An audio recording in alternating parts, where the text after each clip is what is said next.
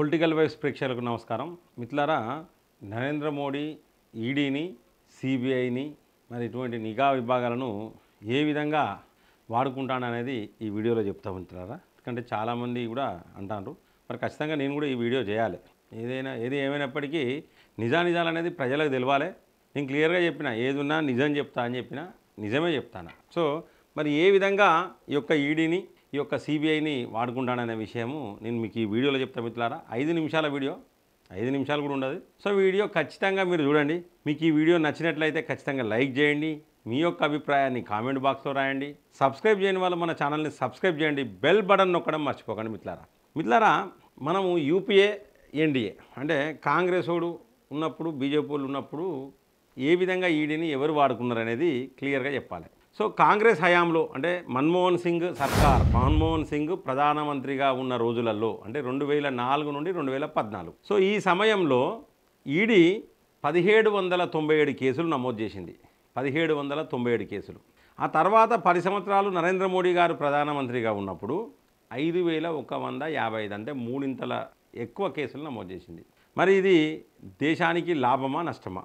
తప్పు చేసిన వదిలిపెట్టమంటారా? ఒకవేళ నిజంగానే కేసులు తూతూ మంత్రంగా భయపెట్టియడానికి మాత్రమే చేసిందా లేదా అనే అంశాలు ఇప్పుడు చెప్తాను నేను. ఇదే కాంగ్రెస్ హయాంలో అంటే మన్మోహన్ సింగ్ ప్రధానమంత్రిగా ఉన్న రోజులలో ఈడీ రికవర్ చేసిన డబ్బు ఎంత అంటే 4156 కోట్లు.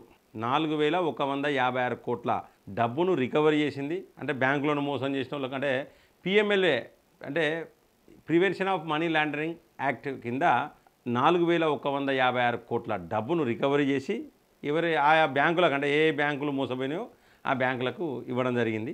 ఇది మన్మోహన్ సింగ్ సర్కార్ హయాంలో 10 సంవత్సరాల పీరియడ్లో.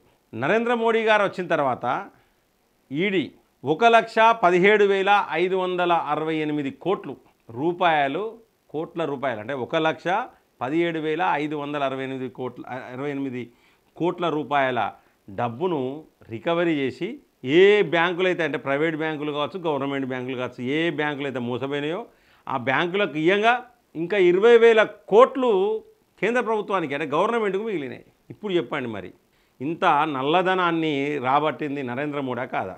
నల్లధనాన్ని రాబట్టిండుగా. 20,000 కోట్లు మిగిలినాయి. బ్యాంకులకు కూడా డబ్బులు మొత్తం, అంటే ఎవరెవరైతే బ్యాంకులు మోసపోయినారో, అంటే బ్యాంకులను జనరల్గా ఏంటంటే బ్యాంకులను మోసం చేసేటోళ్ళే ఎక్కువ ఉంటారు. విజయ్ మాల్యా, నీరవ్ మోడీ అసంటోళ్ళు వీళ్ళు బ్యాంకులను బాగా మోసం చేశారు. సో చాలామంది ఏంటంటే విజయ్ మాల్యాని ఎందుకు అరెస్ట్ చేయాలని, విజయ్ మాల్యా అనేటోడు కాంగ్రెస్ హయాంలోనే డబ్బులు తీసుకున్నాడు, మోసం చేసిండు, వెళ్ళిపోయాడు. నీరవ్ మోడీ కూడా అదే పరిస్థితి. అటువంటి సందర్భంలో విజయ్ మాల్యా ఆస్తులను కూడా జప్తు చేసారు. మీకు లేటెస్ట్గా విజయ్ మాల్యా ఆఫీసులను ఈడీ ఎంత జప్తు చేసిందంటే 14,131 కోటి జప్తు చేసిండ్రు. జప్తు చేసి బ్యాంకులకు చెల్లించిండ్రు. అలాగే నీరవ్ మోడీది 1,052 కోట్ల రూపాయలు, దగ్గర 1,052 కోట్ల రూపాయలు ఆస్తులను జప్తు చేసి నీరవ్ మోడీ బ్యాంకులకు చెల్లించారు ఈడీ. ఇది ఈడీ యొక్క స్టేటస్. అంటే ఈడీ ఈ యొక్క యూపీఏ హయాంలో, ఎన్డీ హయాంలో అంటే మన్మోహన్ సింగ్ సర్కార్, అదే సోనియా గాంధీ ప్రధానమంత్రి. అప్పుడు మన్మోహన్ సింగ్ లేడు, సోనియా గాంధీ మొత్తం పెత్తనం అంతా సోనియా గాంధీదే. ఒక పుస్తకంలో నేను చదివిన మిత్రులారా, ఎప్పటి నుండి అంటే సర్దార్ వల్లభాయ్ పటేల్ చనిపోయిన కాంచెల్లి కూడా నెహ్రూ తీసుకొచ్చింది. ఇది ఏంటంటే మొత్తం ప్రధానమంత్రి చేతుల్లోనే ఉండేది. ఇక ఈ మంత్రివర్గం అంతా ఉట్టిదే, తుప్పే. అదే సర్దార్ వల్లభాయ్ పటేల్ ఉన్న రోజులల్లో కొంత ఈ యొక్క మంత్రులకు అధికారాలు ఉండేది. అప్పటి నుండి స్టార్ట్ అయింది ఈ దుకాణం. స్టార్ట్ అయ్యి తర్వాత రాజీవ్ గాంధీ కావచ్చు, తర్వాత ఈ మన్మోహన్ సింగ్ను పెట్టి ఈ సోనియా గాంధీ నడిపించేది మొత్తం. ఇటువంటి పరిస్థితులు ఉండేది. అదే పుస్తకంలో నేను చదివిన.